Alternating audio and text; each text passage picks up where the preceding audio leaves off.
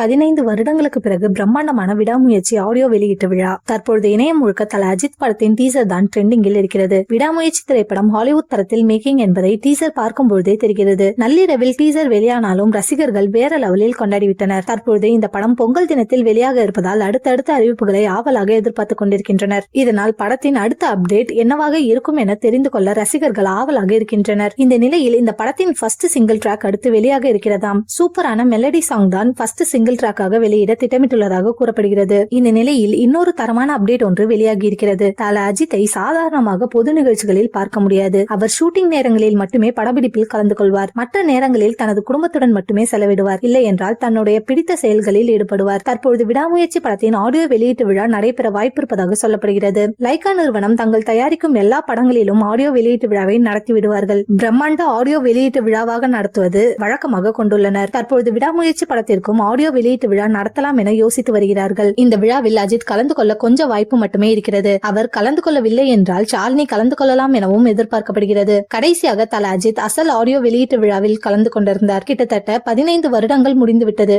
அஜித் மட்டும் தற்பொழுது ஒரு ஆடியோ விழாவில் கலந்து கொண்டால் இந்திய சினிமாவை திரும்பி பார்க்கும் பிரம்மாண்ட நிகழ்ச்சியாக மாறிவிடும். இவ்வளவு பெரிய மாசை அசால்ட்டாக ஒதுக்கிவிட்டு தன்னுடைய கனவான கார் ரேஸில் கலந்து கொள்ள பயிற்சி எடுத்து வருகிறார்.